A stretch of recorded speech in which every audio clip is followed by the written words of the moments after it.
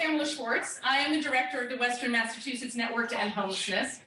And I am so happy to welcome you here after 4 years. It's been 4 years. The last time we gathered to do this kind of thing was in 2019. And a lot has happened since then. And it is just such a joy to have you all together. And the all together is both here in this room and close to 100 of you on Zoom. And it's just our newfangled order of togetherness, which makes us bigger and broader and more impactful. And I'm just thrilled to celebrate that. Really, really thrilled. And in the name of celebrating what it is to be together, I want to take some time to talk about who is here in this room. I'm going to start, of course, with our elected officials, because we are so grateful for your time, your attention, the caring and commitment that you have for your constituents around this issue, this crisis of homelessness and lack of affordable housing. So thank you for that. And with that, I want to welcome you. I see here Senator Joe Comerford from the Hampshire Franklin.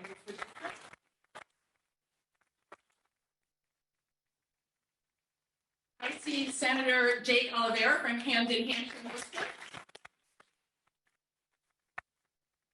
Senator John Velas from Hamden, New Hampshire. Representative Shirley Arriaga from the 8th Hamden District. Representative Brian, oh wait, is Brian Nash here? He's all right. I know. I'm going to welcome him. I know he's on. I think he's come. He was planning to come, so I know he's intentionally. He's spiritually here. Representative Dan Carey from the 2nd Hampshire. Representative Mindy Dahm from the 3rd Hampshire District. Representative Patricia Duffy from the 5th Hampden. Representative Tricia Farley-Bouvier from the 2nd Berkshire. Representative Michael Finn from the 6th Hampden. Representative Carlos Gonzalez from the 10th Hampden. I know that Representative Lindsay Sabadosa is literally walking in any minute, so we'll just welcome her out there. And I know I'm getting there. Okay, thank you for watching out for me. Thank you. Representative Aaron Saunders is also walking in the door any minute, so a welcome in there. Then we get to welcome on Zoom in the name of our new world, Representative Natalie Blade from the 1st Franklin. That reminds me, when I say here are applause, everyone, FYI, it's a live mic. The way they're hearing us is that over there's a live mic. So it's not just me talking. Any talking you do could be picked up, so be advised. That's all I have to say. That's my cautionary moment. Then I want to welcome the offices here of Representative Kelly Pease, Representative Susanna Ritz, and I want to give a big shout out to the office of Senator Adam Gomez. We'll be hearing from his aide a little bit later. The Hampton District. He's on the program. He could not be with us here today. I know many of you know it's because of an emergency health situation of the best kind, meaning he's getting what he needs to feel fully healthy. And I know we're wishing him a huge. So, our mayors, I want to welcome Holyoke Mayor Josh Garcia. Is Mayor Rita Gardner here? I think she was hoping to come. So again, out there in the ether, we're welcoming her. And I know the offices of Northampton Mayor Jean Louise Shara, East Hampton Mayor Nicole LaChapelle, Chicopee Mayor View, Westfield Mayor Mike McCabe. They're all here in representation. So welcome. We want to welcome a select board member from Great Barrington, Lee Davis. And acknowledge the office of U.S. Congressman Jim McGovern is here as well. His leadership knows no bounds. Thank you to the Congressman. Following up welcomes, I want to give a special welcome to Governor Healy's new Western Mass Director, Kristen Aleko, and Deputy Director Lamar Cook. We are so thrilled thrilled to have you here today and every day representing Western Massachusetts. Okay, so I really want to introduce every single one of you, much less give you a hug, but since that's not really entirely practical, we're going to do a different version of hello. We're going to play a hand-raising game, and for you on Zoom, you can use the chat to participate, because I want to bring home the breadth and depth of this network. I mean, this is a full room, we have a full Zoom, and we have so many more, but let's start by seeing where we are in these 4 counties. You're going to raise your hand based on which county I call out. You get to decide whether it's where, well, in fact, you get to do where you live, where you work. If you serve more than one county, raise your hand multiple times. Eastern Massachusetts visitors, I think it's only fair to say that you stand down on this one. I think we got this coming to us. So let's just get a feel for who we are. So first up, Hamden County. Raise your hand. All right, we got a lot of Hamden County in the room. Hampshire County. Woo, excellent. Franklin County. Look at this. Berkshire County. I mean, a special hand to Berkshire County, all that traffic. Really, what I want to say is special thanks to every single one of you. You are Western Massachusetts representing what it is to work to prevent and end homelessness. And I know here in this room, our community colleges, workforce board, veterans leaders, anti-hunger leaders, behavioral health providers, healthcare system providers here and on Zoom. We are covering every cross-section. Youth leaders. Are there Youth Action Board members in this room right now? Any of you? If you're here, you can raise your hand. Okay, I bet they're on Zoom. I want to give a special shout out to our youth leaders in this work. And then, of course, above all, the people who are steeped in this work every day of preventing and ending homelessness in Western Massachusetts. Our housing providers, our shelter providers, our housing developers, our case managers, our housing navigators, our outreach workers, all of you are what brings this commitment to life. Raise your hand if you are in this work.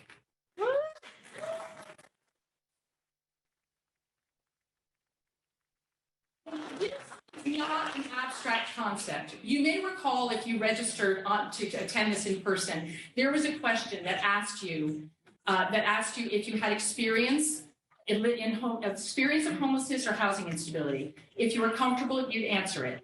The reason we asked that question is because we know there is no greater power than people who have lived what they are trying to change. And I want to tell you that in this room, and I'm sure on Zoom as well, but even in this room alone, there are at least 40 people who bring that power. That's almost 25% of the people in this room. And I just want to say to you, thank you for bringing that power. We honor it, we honor you, and we appreciate you sharing it with us.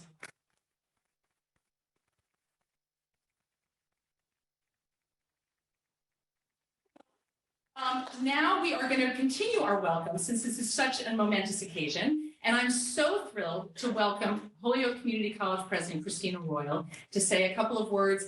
But before I do, as we know, as I'm sure most of us know, this is her last hosting of us here, because she is moving on to other chapters in her life.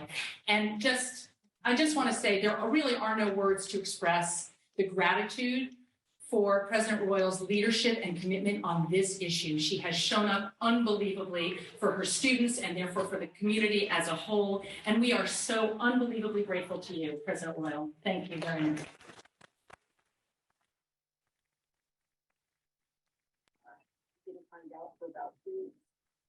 Well, good afternoon, everyone, and also to you on Zoom. Happy to host you at HCC and in our Kittredge building in Kittredge Center. First, before I begin, I do want to also extend the acknowledgement of who's in this room and thank one of my colleagues who's here, President Michelle Shute from Greenfield Community College, and I know President Cook and President Kennedy are also en route. So when I first moved here and assumed this position, Pamela was one of the first people that I connected with, and she really schooled me on all things housing in this region. And it was really, I mean, she could do a master class on this, but it was really amazing, but even more powerful than her as a person and her ability to draw all of us here in a room like this to talk about this topic is this powerful network that has been built. And when you look at the diversity of roles and regions and types of organizations represented and the particular focus area that you each have, you see that this topic is ground zero for everything in Western Mass. And so I appreciate the fact that we live in a region that really recognizes and has each of us recognizing that our contributions to this topic are really critical for us to come together and create a critical mass of infrastructure, of funding, of political policy, and that wherewithal for us to be able to make significant movements in this topic. Because nothing can happen in a community if people don't have housing options. If there isn't that comfort level, we know they can't go to school, they can't hold steady jobs. Like, it is just a challenge when you don't even know where you're going to lay your head to sleep at night. And so the fact that as a community, we all come together to recognize that this is going to literally lift up and provide the foundation and support that we need for our region to grow and for the next level of issues and opportunities and dreams for our region to become possible, all start with this issue. Thank you, Pamela, for the way that you're able to pull us all together in the inclusive manner that you do. It's so very important. And thank you all for being part of this and recognizing in the work that you do, whether it's mental health, it's working with youth, it's directly in the housing field, it's in education, it's in workforce, that we all have to work together to be able to lift all boats in this area. So thank you for your time today. Thank you for coming to HCC, for having this, and thank you, Pamela, for your leadership in this area.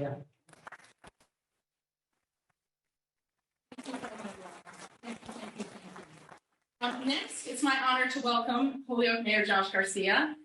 When he hit the ground in his new position, he did it with full force of his commitment in his office to address the homelessness crisis in his city. We have him to thank for pop-up shelters in the city, for new permanent supportive housing in the city, in partnership with our providers, and your support has meant so much as we try to address this crisis. So welcome, Mayor Garcia.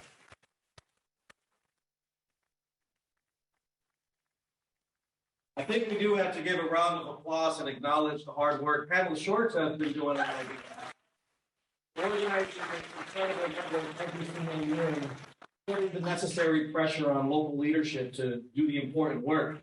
So welcome everybody to the city of Holyoke, that for decades has been doing its part for taking care of our most vulnerable people. My family growing up benefited from Holyoke's compassion, making me, myself, a product of our own social environment that we have here in the city. And just to tell you a little bit about our housing situation in Holyoke, what we have, more than 21% of our housing stock is low income and affordable housing, and we have more than 100 new affordable housing units coming online very soon, adding to that. We also have, hopefully soon, our friends over at CHD, have a 46-unit low threshold housing development, a resiliency hub as well, opening soon for our unhoused, and will include wraparound services. What does this mean? This means for Holyoke, people who are unhoused, we can get them off our streets and into an apartment with the support they need to navigate their challenges. This is compassion, and I understand that compassion certainly comes with quality of life challenges. And in Holyoke, we have eaten those challenges for decades, even when we know that we can't.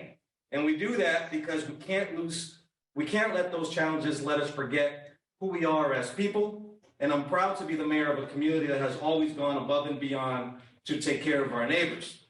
But, and there is a but, I have to tell you that the trajectory we're going with our level of compassion is not all that sustainable. And Holyoke and our friends in Springfield, in some cases, communities like Amherst and Northampton, and our friends over in Pittsfield, we can't be the only communities absorbing our state problems. Statewide problems demands statewide response from each of the 351 cities and towns we have in the Commonwealth. And I do have to give a special shout out to our governor, Governor Healy, who's really stepped up to take care for folks most in need in a short period of time in several different, very creative ways. But she faces a challenge not unique to the advocates who are in this room. And that's the NIMBY challenge from those communities who aren't doing anything. The governor is going to need all of our help to get other cities and towns on board if we really want to make an impactful change that does more than just scratch the surface or barely scratch the surface and cause strain for our already flat out gateway communities. I do also want to give a special shout out to our friend, select board member who's on Zoom. And I want to encourage more select board members from our small to mid-sized communities to step up, have these hard conversations in their communities. Meet with Pamela Short. She'd be more than happy to come over and share some important data with you and come up with those solutions that their neighbors in their own towns need to address some of these housing challenges that people are experiencing throughout the Commonwealth. So with that being said, thank you so much for everybody in this room for your advocacy, and keep doing God's work. Thank you.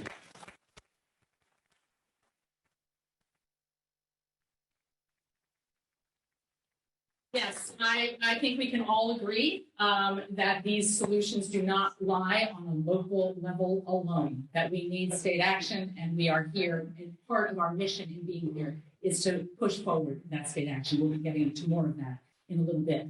But first, it's my honor, in the name of state action, to introduce State Representative Patricia Duffy from Holyoke.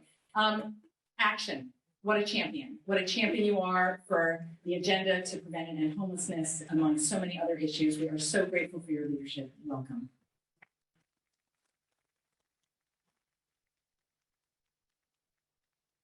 Thanks, everybody. Thank you so much for being here. I'm so thrilled to host this here in our city and my personal favorite college campus. I appreciate the direction that the mayor is putting this conversation, and I think this is the room to address that challenge. You know, if I'm a champion, it's because the network has educated me. And I do have a couple notes here because the breadth of work that you all do and educate us on is incredible. So it goes all the way from legislation and policy, a Bill of Rights for the homeless, you know, that some of my colleagues here have filed and that I'm supporting. Nitty-gritty work, like helping folks who are in the housing court system, nitty-gritty work like getting homeless people the IDs they need, the wraparound services that they need, all the way to, during our annual budget debates, making sure that we're making appropriate appropriations and also working to get those yearly appropriations codified into statute. So I'm so happy to be here. I'm glad about the challenge before us because we need to have that conversation. And also a special thank you to my colleagues, the Western Mass delegation. We really are the best. And a lot of it is because of you and the education you provide us. So thank you.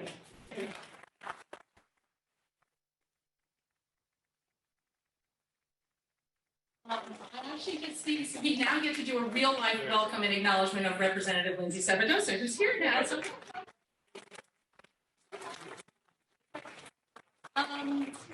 any other elected officials around since? Eric Saunders. Oh, Representative Saunders. Yeah. Eric Saunders. Welcome. Okay, and have I seen Alvina? Hello. I'm so happy to see you. Okay. It's now my honor to introduce Alvina Brevard. the Director of the Division of Housing Stabilization for the Massachusetts Department of Housing and Community Development. I have known Alvina from the very start, from 14 years ago when I started the network, when she was based here in Western Massachusetts. It's been an incredible honor to watch her role at DHCD expand, and watch her devotion every single day for the people she serves. So welcome, Alvina.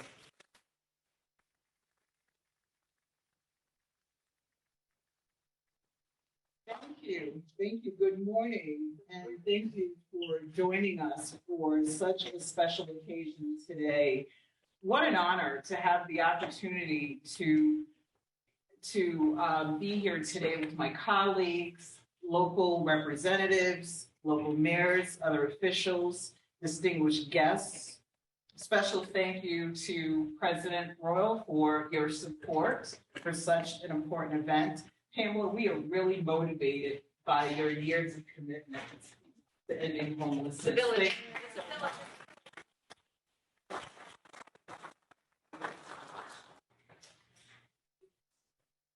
It's such a pleasure to be here today. You know, we are really motivated by the dynamic leaders that are here today and the tireless commitment that you've all made to social change and, more importantly, to change the way that we address homelessness in our communities. We hope that you allow the fire to continue to burn every single day and that you make every effort to earnestly and honestly do your very best on making a difference in the lives of individuals, children, and families in our community. As she mentioned, we have the honor of having at least 40% of us that have In this room of lived experience? Yes. About 25%. 25% of us? Yeah. Okay, 40 people that has lived experience of homelessness. Well, yes, I'm one of those people, and I've been supported by this community for years. I've had the opportunity of raising 6 children in this community. I had the privilege of graduating from Holyoke Community College. People like you made the difference in my life and in the lives of my children. My brother, James Alvin Heath, many of you have known him. He has also been a recipient of the kindness of all of you individuals in this room, where it comes from mental health professionals all the way to educators. I just want to thank you. And I'll keep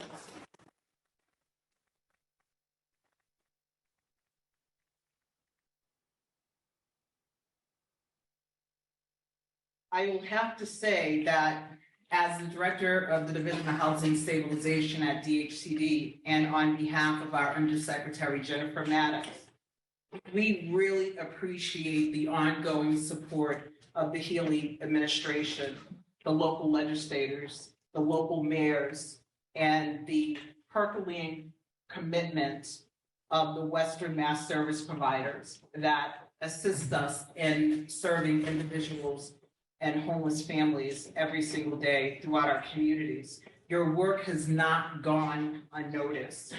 We are forever grateful for your partnership, your dedication to end homelessness, to reduce the adverse impact of homelessness.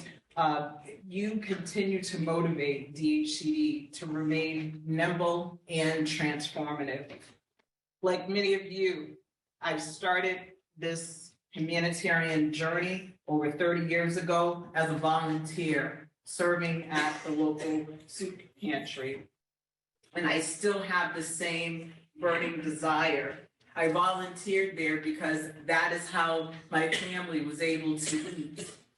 And then on top of having that opportunity to volunteer, now I have the opportunity to continue to serve over 30 years. I'm just ever so grateful to the lessons that I've learned here in Western Mass.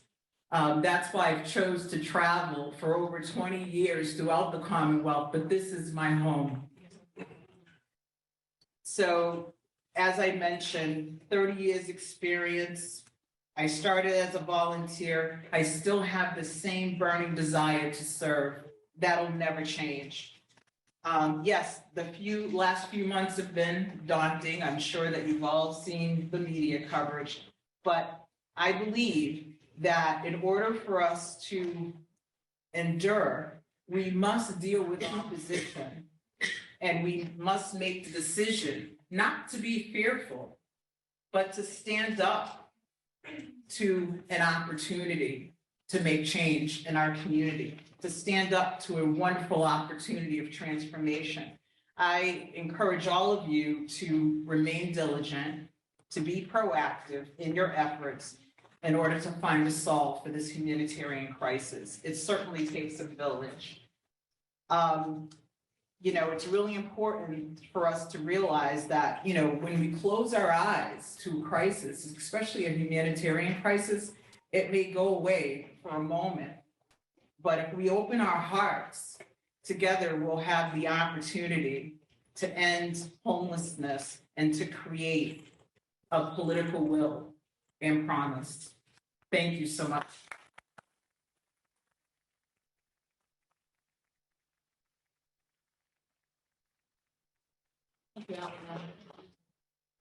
Okay, we have been welcomed. And with that foundation, one thing I wanted to do, I actually am interrupting my own segue because I also wanted to acknowledge in the room the Western Massachusetts director of the Department of Mental Health, Julie Schwager. Yes, there we are. Julie is an incredible leader. Needless to say, the relationship between mental health and homelessness and ensuring we have as integrated a system as possible cannot be understated. And Julie is really at the helm of supporting that effort. So thank you, Julie. Are there any other state administrative directors here? Because I just really do want to call you out if you're here. Okay, all right. Then we're going to move to our next part, which is getting into the meat of where are we? And in order to do that, we have the honor of having Jerry McCafferty, who is the director of the City of Springfield's Housing Department and the administrator of the Hampden County Continuum of Care. I know many of you in this room know her, and if you don't, now you do, and you should, because she's an extraordinary leader in this work, statewide, regionally, and for her city. And she's going to lead us through an accounting of Western Massachusetts and homelessness. So welcome, Jerry.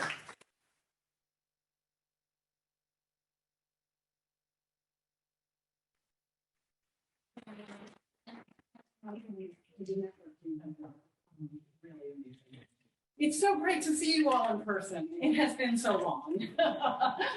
And it is always, I am here to tell some of the difficult news that we are seeing in our data on the education piece of the day. But I do want to just say it's always amazing to do this difficult work with so many terrific colleagues and so many people who have their heart fully in this work. So with that, where are we? Here's where our data is. That's not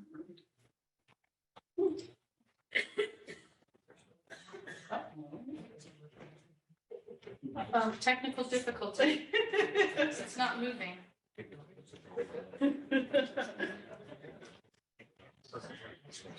It's not working. It's not there. Yikes. Oh, you know this off the top of your head. I do, but there are charts for days. All right. Okay, so to ground us, here's where we are. Everywhere in the country does a once-a-year look at how many people are homeless in their communities. It is data that goes to Congress, and it drives a lot of federal decisions. Our last point in time count was January 25th of this year, and in Western Massachusetts, there were 3,305 people homeless on that night. That we counted. Those are people in shelter, in transitional housing, and people on the streets. And that we counted because it's not always possible to find everyone who is unsheltered, but this is our best effort. The slide shows where those folks are by county. They are in every county. And this is what we're staring at about what the issue is. The 2023 count was higher than any in the last 5 years. And prior to the pandemic, we had been seeing a drop. So pre-2021 count, or coming into the 21 count, there was an 11% drop. Since then, there has been a 24% increase. The increase is among both families and individuals. The darker color here are people in families, so that's adults and children. And the lighter color is individuals who are on their own without children. Each category is the highest number it's been. Unsheltered homelessness is also up, almost 150% since 2021. 2021 was actually was in the middle of the pandemic, and one of the reasons this number was low is because we did some very good things. We wanted to get people off the streets. We started new programming that took people who could not or would not go into shelter, and we provided them with hotel rooms. And it was effective, and our number came down. And you'll see this in our data, that the pandemic year was in some ways very good. I mean, our response was very good. Pandemic protections and resources are going away. That is one of a number of drivers of what we're seeing with the higher numbers now. But I think one of the things to take from that is we know a lot about what works. We have to figure out how to fund it and how to do it. So so there are many drivers of homelessness. We know that currently, in the family world, we know about immigration. We know, people coming for a better life here in the United States. We know about housing costs have increased dramatically coming out of the pandemic, and that is, national data shows a direct correlation between housing cost increase and homelessness. But then we also know that there are certain things that make some people particularly vulnerable to homelessness, and HUD has us count those things when we do the point-in-time count. This year was really surprising data on those things. It was spikes in severe mental illness, substance use disorder, and domestic violence. And I think that is really telling us the impact of the pandemic on all of us. And then by driving those things up throughout, it drives up homelessness for those who are most vulnerable. This network has always been firmly based in racial justice. And it is important to know this is, again, data that we see nationally, but we also see it locally. This is the homeless population from our point-in-time count versus the general population for the 4 counties of Western Mass.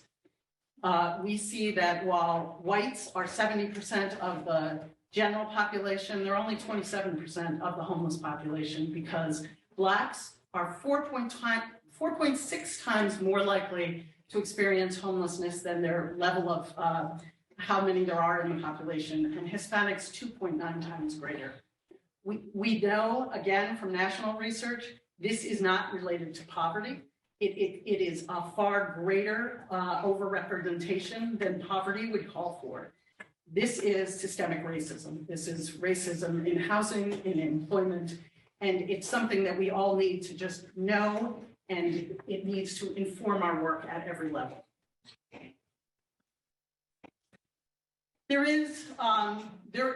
I said there are things we know, that we know how to do well. Over the last year, homeless providers in Western Mass, we know we housed 950 people out of homelessness. It is a constant, the 25% folks in the room, it is because it is a constant. People go in and out of homelessness and people go out of homelessness. And every exit from homelessness is such a celebration and a win. So we know that we're housing people even in this difficult housing market. We know that we're creating the housing. We have over 1,000 units of affordable housing in the works right now in Western Massachusetts, in cities and towns throughout the 4 counties that are coming online in the next 5 years. We also know that's a drop in the bucket.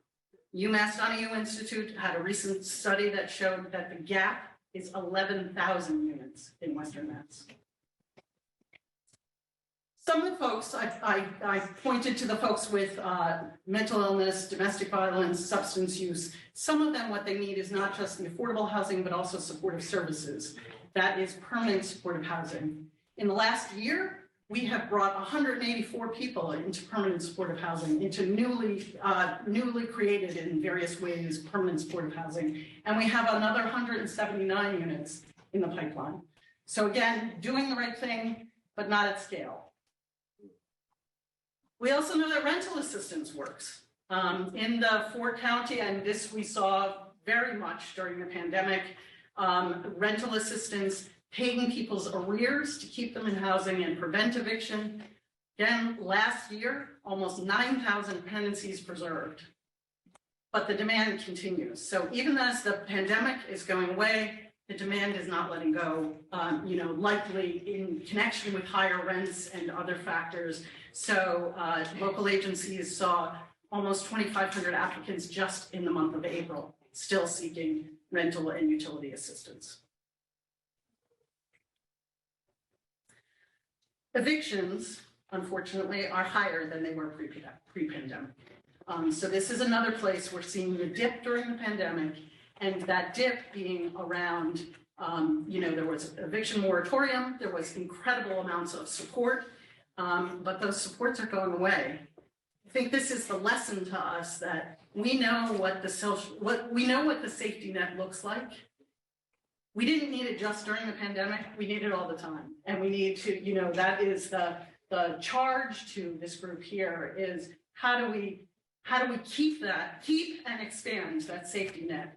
Again, we know the answers to homelessness, we need to do them. With that, I'm turning it back over to you.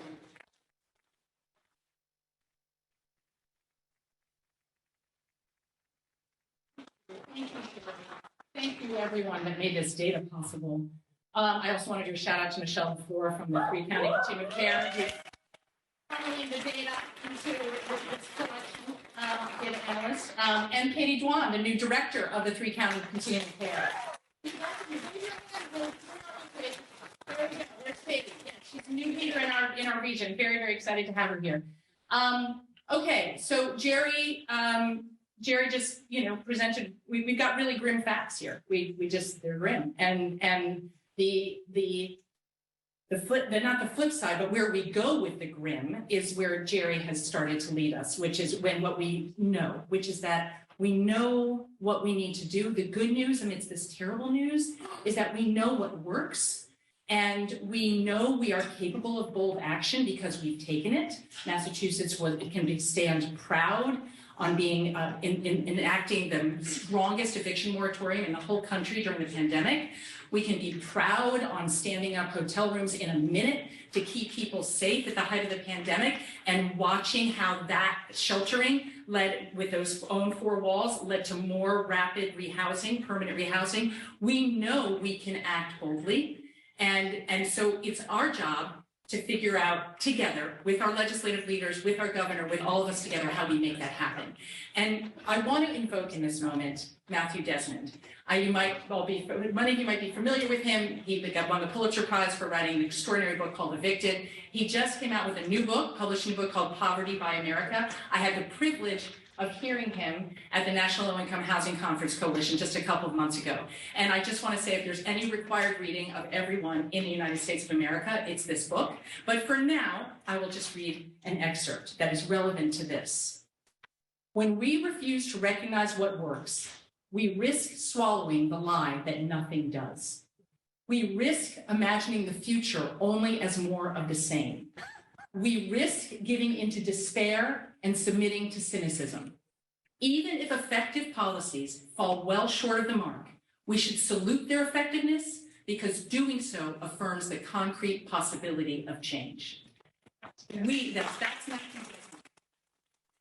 We are being here today affirming the possibility of change, and we, the network, have the incredible good fortune to work with statewide leaders who are helping us create a platform that actually can respond with the vision, with the imagination, with the hope that we need. I am honored to represent the Western Mass Network to End Homelessness around these tables in these discussions. And here is a preview of what we're talking about. The 4 pillars of housing justice: preventing displacement, preserving existing and affordable housing, creating more affordable housing, and housing people who are unhoused. Every one of those has legislative initiatives, policy changes underneath them that can make these things happen. You see on this slide a few of them: improving access to rental assistance, access to legal counsel, local option for rent control, a Tenant Opportunity Purchase Act, local option transfer fee to fund affordable housing, reducing barriers to shelter, the flex pool for permanent supportive housing. These are huge initiatives that would make a big difference in our housing justice movement, and there's a dozen more in your folder. You've got your take home and you can see what we're talking about. So we know what we can do. We are organizing to do it. We need all of us to join in making these laws happen.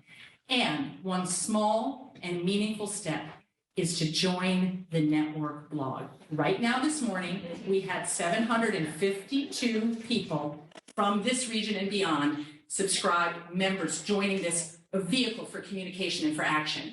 I'm hoping by this afternoon we've got 800. You see on your folder, there's the website there too on the top.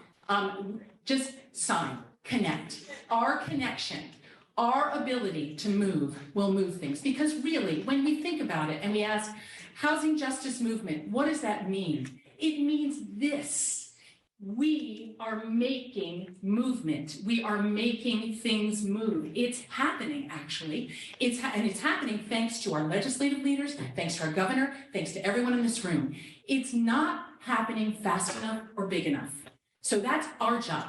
Our job is to make it faster and bigger together. So join and connect, and we'll make that happen. So now we get to hear a little bit more about what all of this means. I'm so excited to invite Tanisha Arena up to speak to us for a couple of minutes. She's the Executive Director of Arise for Social Justice, a member of our Network Steering Committee and Racial Equity Work Group.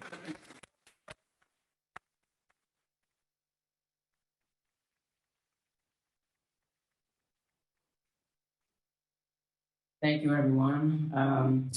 So housing justice happens here. And justice is what love looks like in public. Arise was founded by 4 single moms on welfare: Michael Ann Busey, Terrell Winston, Marsha Burnett, and Holly Patterson, the last surviving of the starting 4. Her husband, Lee Patterson, a lifelong radical activist, Arise member, artist, and former Springfield resident, had this to say about homelessness. Homelessness is a deliberate plan, an intentional scheme of capitalism. It's not because of mental illness or drug abuse that there is a homeless crisis. There is a homeless crisis because of greedy landlords, real estate speculators, and profit-hungry gentrifiers. Also, because of capitalist politicians who run away when confronted with homeless issues. Nowhere in the richest democracy in the world should people be sleeping under bridges with nowhere to go to the bathroom, nor should human beings be content with homeless shelters with fecal-stained bathrooms. If socialist countries like Venezuela, Cuba, and North Korea can guarantee the right to housing for its peoples, then why can't the US do the same for its peoples? Because housing here is only for those who are rich enough to afford it. The federal minimum wage is still $7.25 an hour, which does guarantee homelessness and is an intentional attempt to create homelessness. Arise has often been described as a radical organization, from the Latin radix or radic, meaning root. And I'm here to tell you absolutely it is. We are, and I am, radical.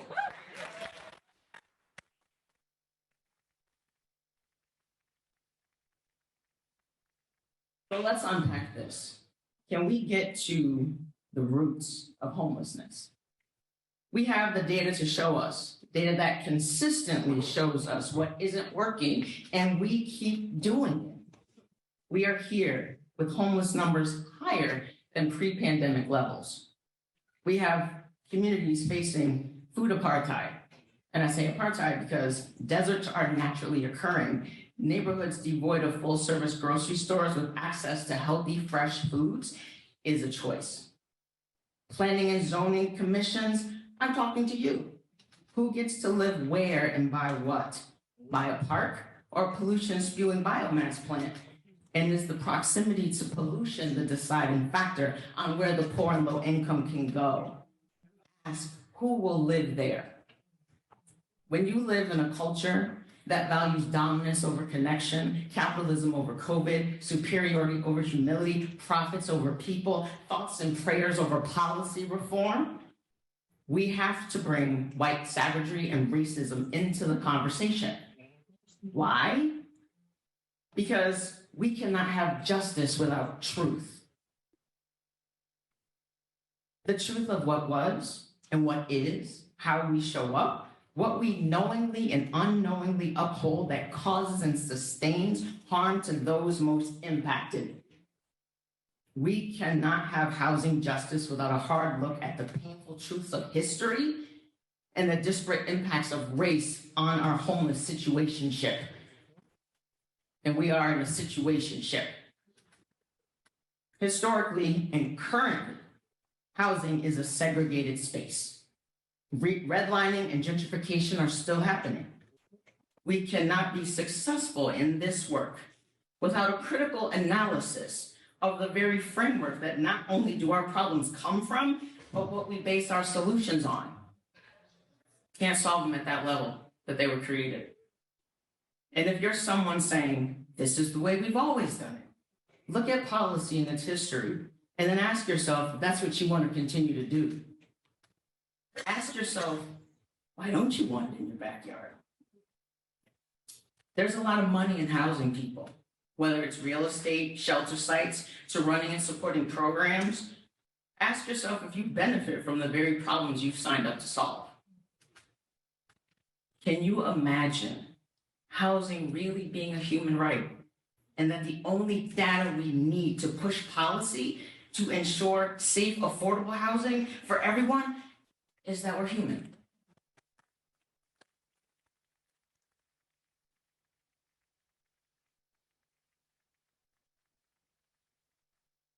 To get to the root, we have to change what creates the conditions. Policy. Philanthropy cannot outfund bad policy. And even if it could, why would we want to fund a vicious cycle of folks housed and unhoused around and around? That's exhausting and it's traumatic, but it's what we do. But we get to choose to do this differently. This is the moment. This is the space.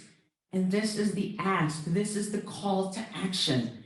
Everyone in this room has a sphere of influence and the ability to create new conditions that change this data and transform our housing system. Can we commit to dismantling the systems and institutions that uphold homelessness?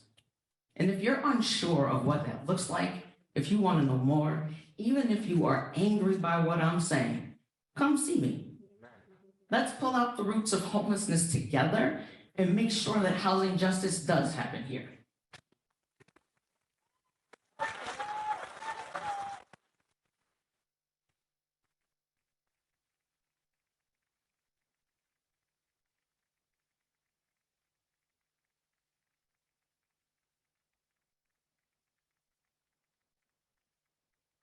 Thank you, Tanisha. We could just sit with that and let's have that carry us and make housing justice happen. As part of this work, as part of this path to housing justice, it's a great honor for me to invite Shondell Diaz, who is currently the three-count coordinator at the three-county continuum of care for the Community Action Pioneer Valley. She's going to say a few words, and before she does, I just want to say we are so honored to have her here, to have her share her words, and for her work that she does every single day. Welcome, Shondell.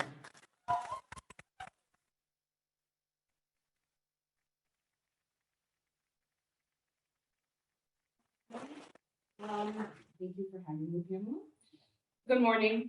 My name is Shondell Diaz, and I'm a resident of Springfield and work in Greenfield and serve Hampshire, Franklin, and Berkshire counties. I am the very embodiment of the network's 4-county wingspan. I'm so glad to be here with you all today. It is a powerful movement and moment for me to stand before over 150 of you and all of you on Zoom, my partners in this work of ending homelessness, as one who lived much of what we are trying to change. I know what it is to work a 70-hour-a-week job as a CNA and still get evicted for non-payment of rent because it simply was not enough to pay for rent, food, and gas. I know sleeping in my car for days with my 4 young children, terrified that they would be taken from me for a lack of a home. And then I know what it is to have no choice but to take an apartment in terrible conditions and watch my kids get sicker and sicker due to pervasive mold that the landlord refused to fix. I started to withhold my rent because I knew it was not right to pay to live this way. But then I learned the difference a lawyer can make because I didn't have one. By the time I understood I could countersue for the terrible conditions, the execution for my eviction had already been issued. In fact, on the very day the Board of Health finally arrived at my apartment to do an inspection, the very moment that I returned from court after filing my complaint against the landlord, I was discovered that the sheriff was already there, moving my family's life into the street. I know what that feels like twice. The trauma that my children and I experience, that thousands across this region and state experience, is a given. It is traumatic to be evicted.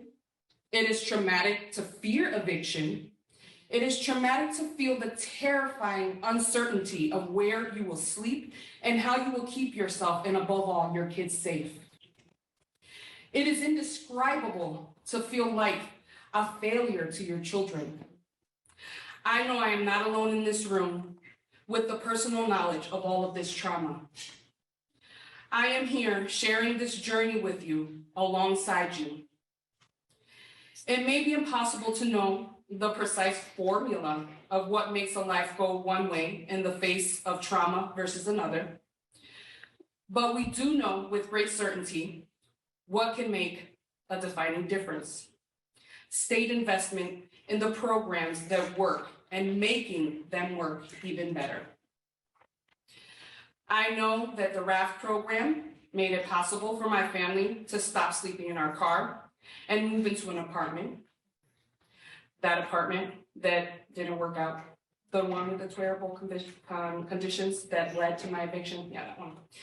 Which could bring us to another topic of the dire lack of quality, affordable housing in our communities. But maintaining and strengthening RAFT is a key part of the solution.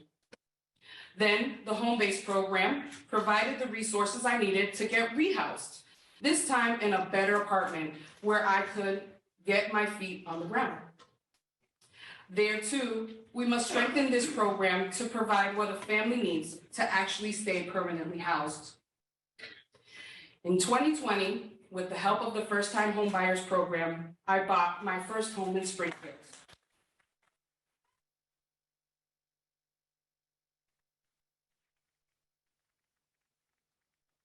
With my husband, where I live with my 4 children.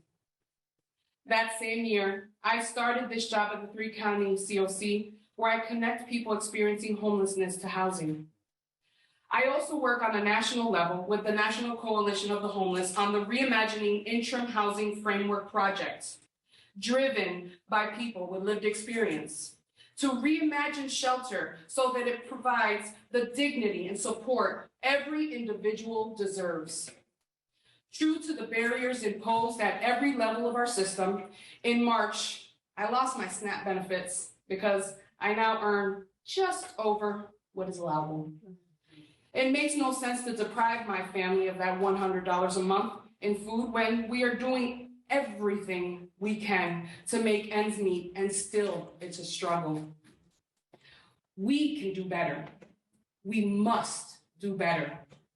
I am so glad to be in this position where I can be talking to all of you today, when my voice can be heard, where I can be part of the demand for real change.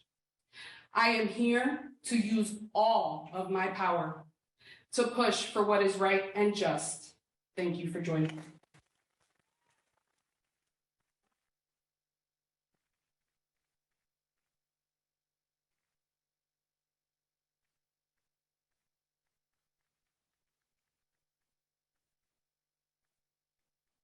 Thank you, Shondell. Thank you, thank you, thank you. Oh, so we're pushing, we're part of housing justice. We're going to make things happen.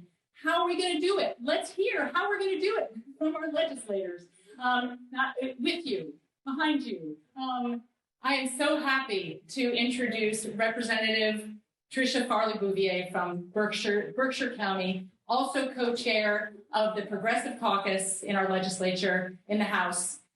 Thank you for your championing the Berkshires and everything else across the state that we need for our progressive agenda. Thank you.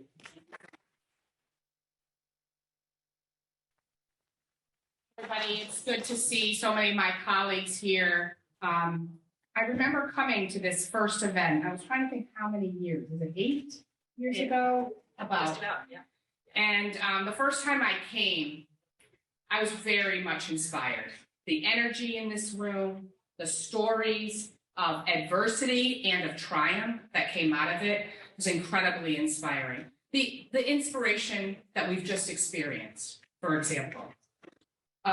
Chanel, you've taught us a lot today. Tanisha, your radical truth in our face is just what we need.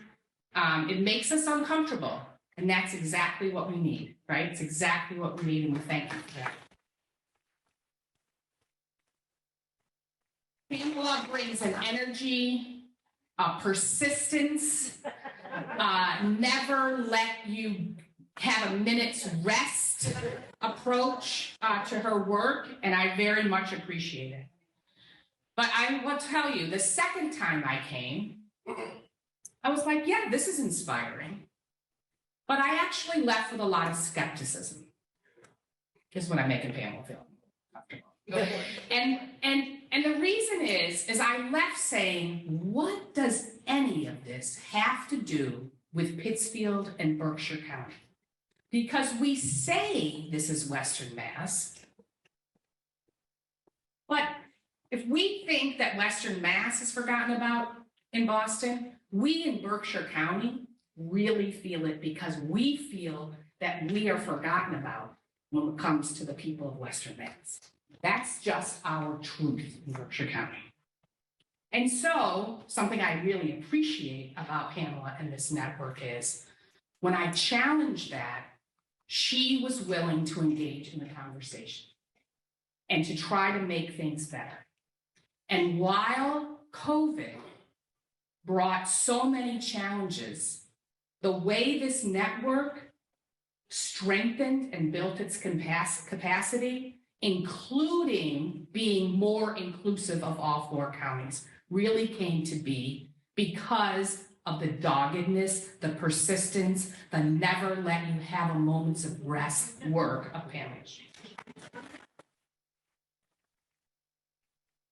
So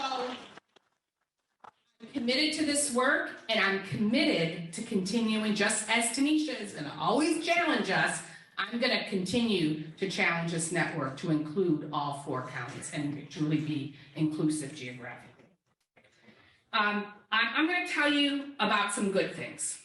I'm going to tell you that in Pittsfield, in my district, we are walking the talk when it comes to homelessness and addressing that. Through the leadership of Eileen Pelletier and Brad Gordon, we are doing things that are making a real difference in Pittsfield. Led by Mayor Linder Tyre, who put close to 18% of her ARPA funds, let's face it, that was in total control of the mayor's. She put 18%, which is a lot, into addressing homelessness, into projects that will result in 78 additional, right now, affordable housing units, 53 of them, of those units, are permanent supportive housing units. That is real work being done for the people in Pittsfield.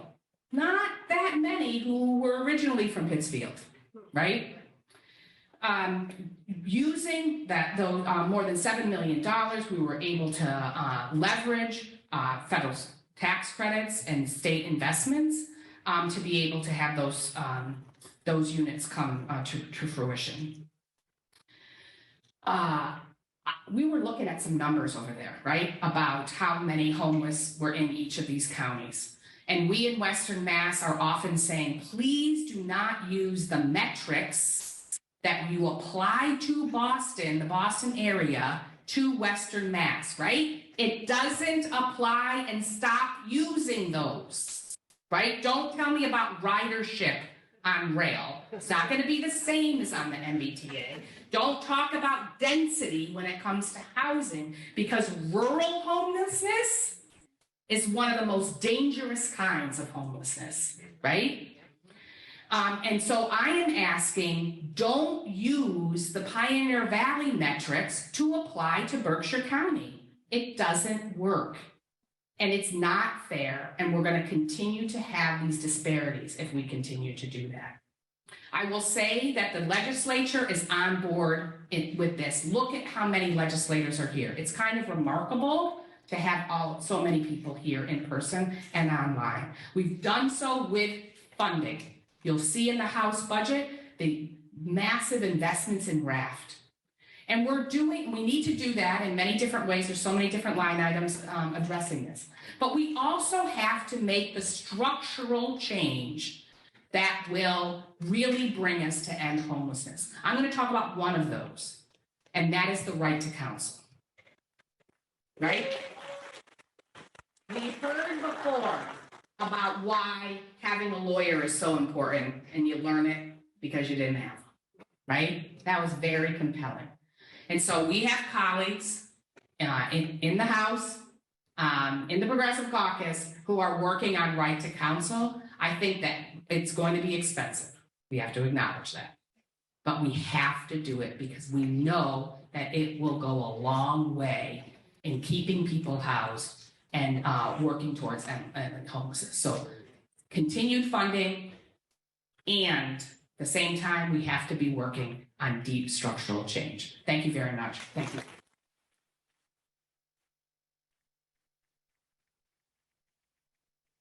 Okay, I want to call out, I know we are approaching 12, and yet this is a once-a-year gathering. If you have any flexibility to extend, because our housing committee members, we have this incredible honor of having 2 new representatives on the Joint Housing Committee that can push this platform that we're talking about. So I'm going to welcome Senator John Vilas and Representative Shirley Arriaga to talk with us for a few minutes. Thank you.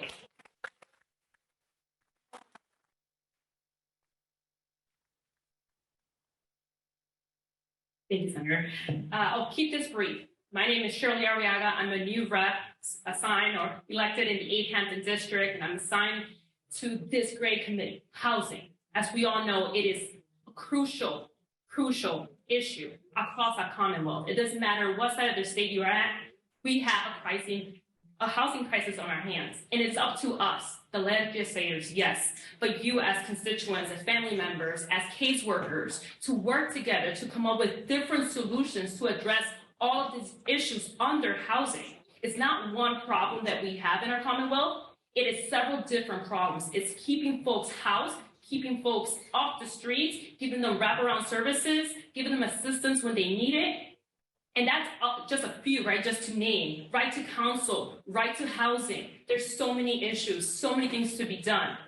And it's sad seeing the statistics that it has just worsened with time, given the fact that we have so much funding, right? We should have been addressing this issue long time ago. But the good news is that we are all here together. We all can acknowledge that this is a problem that needs our attention. And I simply urge you to continue doing the work that you're doing. Call your legislators. Ask us to support these key legislation pieces that are going to make a difference in folks' life. It's going to change an individual's life today and tomorrow for generations to come. So I thank you for your time. I urge you to keep doing the good work and advocating for what truly matters. Thank you.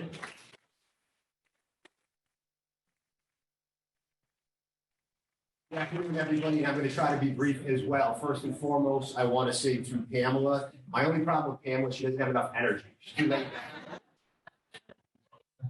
Thank you. You said something in a back and forth with someone here. I forget who the speaker was, but they eloquently said, or you actually said, it takes a village, but it is my humble opinion that you are 100% right. It takes a village, but you are the village leader.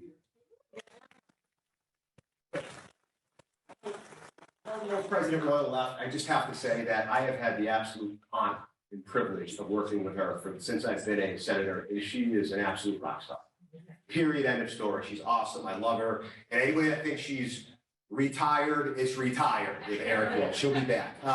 And I just want to bring this to, I know that the first senator that was going to speak today was Senator Gomez. And I just want to say this, that we had a lunch yesterday. Obviously, the Senate, we're getting ready to do the budget. So the Western Mass Senate delegation, we had a conversation and we just said, hey, let's give Adam a call. And we gave him a call. We gave him a FaceTime. And he was happy. He had energy. He was absolutely doing phenomenal. So I just wanted to update people.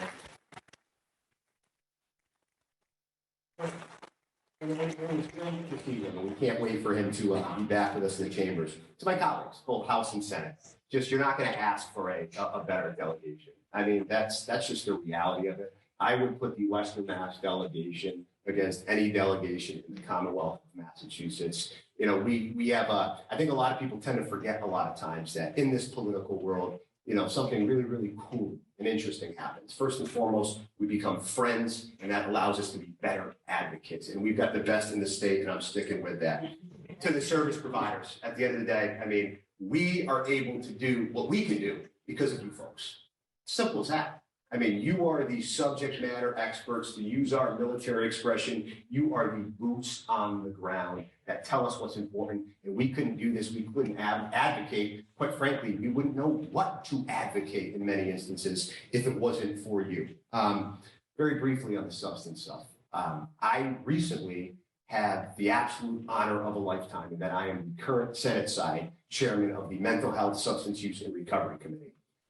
The other day, and I know this is in Western Massachusetts, the story I'm about to tell, but the other day I was at Mass and Cass in Boston, Massachusetts. But by the way, talking to a lot of the folks there are a lot of our constituents on Mass and Cass. But it was truly that intersection. A slide was shared earlier about that intersection between mental health, between substance use disorders, and between all of the issues that, quite frankly, are co-occurring. And what I will tell you is that there is a absolute recognition right now that when it comes to housing, mental health, substance use disorders, you cannot treat those as separate issues, as separate silos. Because if you're talking to someone about mental health, there's going to be, in many instances, there's going to be an SUD concern. And in many instances, there's a housing concern. And that was what the evidence is showing us and the data is showing us. So when we talk about policies going forward, there is a recognition that we need to treat the whole of the person. Because if you're just talking about housing, if you're just talking about mental health, if you're just talking about SUD, substance use disorders, as a separate silo, you are not getting to the true issue, I would argue. Very quickly.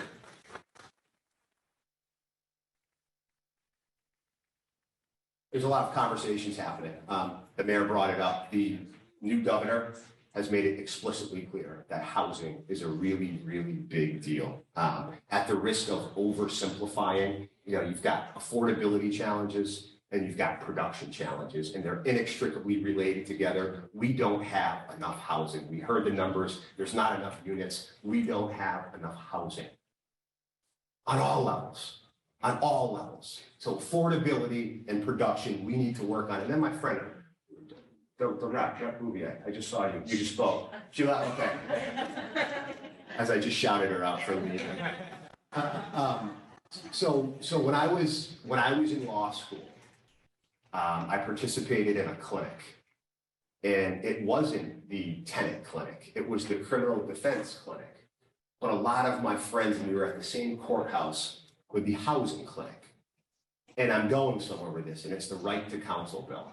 The right to counsel bill. If you want to talk about inequities, imagine a scenario where a landlord comes in that invariably is represented by counsel. invariably is represented by counsel, speaks an entirely different language, the law, and then you have individuals come in who don't have counsel. That in and of itself is an inherent disadvantage where in many instances we know where that's going. We know the data shows where that's going. And in many instances, it's just a matter of showing up, the landlord showing up with an attorney and making their case, because in many instances, in most instances, the tenant doesn't know how to respond. They don't know the law. They weren't taught the law. They're not lawyers. And it's directly causing homelessness. So there's many bills in this packet. I'm here just to say about the right to counsel, and I'm going to finish with this. I'm going to conclude where I began. We can't do anything without you folks. And I think all of my colleagues, both the House, the Senate, municipal levels, will say that. And something that the mayor said, everybody knows that we have a housing challenge in Massachusetts and beyond. But if every single local community's posture is going to be not in my backyard, then we're not getting anywhere. Everybody talks about it. We know we have a housing challenge. But then when it comes to, let's talk about a solution, it's, hey, what'd you think about the Celtics last night? It's the reality of the situation we're in. Thank you very much.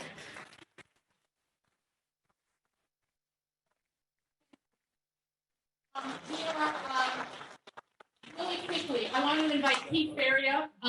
He is the president and CEO of Wayfinders, and he's just we want to flag something we're doing around housing justice right now.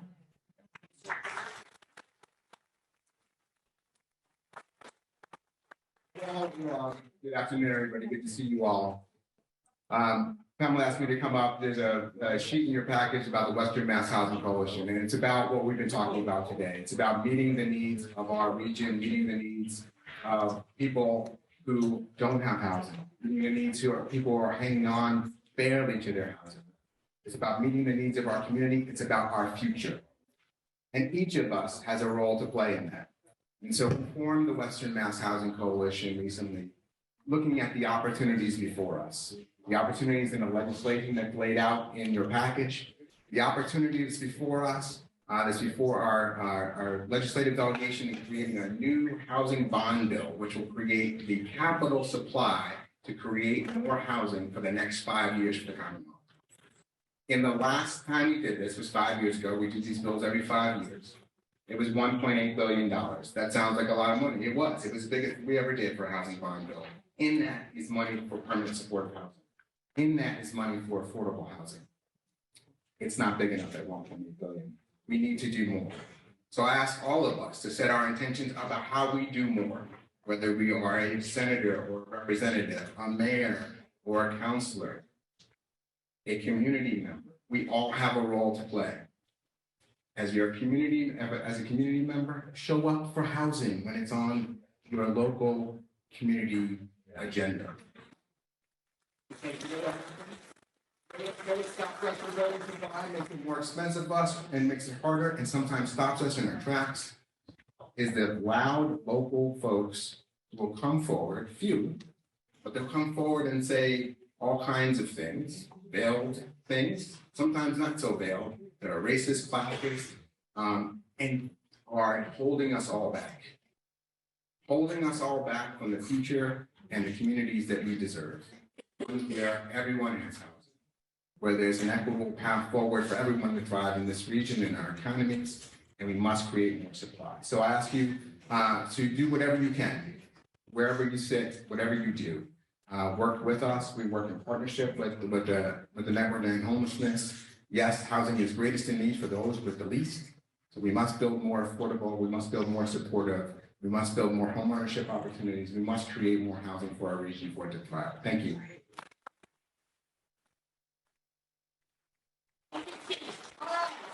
I'm wrapping us up, but I got to do a few thank yous before we do. I need to shout out the Community Foundation of Western Massachusetts that stepped up tremendously over this pandemic.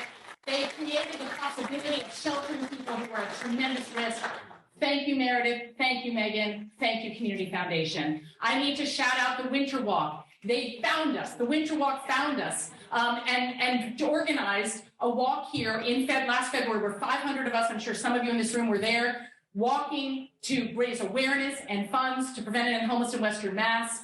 $26,000 came to our region in that. It's just that in that event, it's just the start. Thank you, Ari. Thank you, Amanda. And we've already got a date for February 5th, 2024. So thank you, Winter Walk. I need to shout out United Way of Pioneer Valley, our fiscal sponsor. Really so grateful for all of their work, Jennifer Kinsman, that you for years, you've made us be possible. And then I need to shout out Representative Lindsay Sabadosa and Senator Paul Mark for holding the legislative earmark that is hopefully going to keep us going. Thank you. And I just want to say, stay tuned. We're trying to diversify so you too can be a part of the sustainability of the network. Hold that thought. Then I just want to do a quick shout for our event helpers, Farida Vittori, Andrea Freeman, Lizzie Ortiz, Molly Sullivan. Thank you for shepherding 150 people today. And finally, this is it. I need to close with one last quote. It's a short one from Matt Desmond. Okay, I just got to bring us back to like the heart of what we're doing. We should go big. No more nudges, no more tinkering, no more underfunding an initiative and then asking why it doesn't work. Ambitious interventions should be funded by progressive tax policies and a redesigned welfare state and delivered in ways that do not sow division among struggling families who should, for all intents and purposes, be political allies. Let's go big. Thank you, everybody.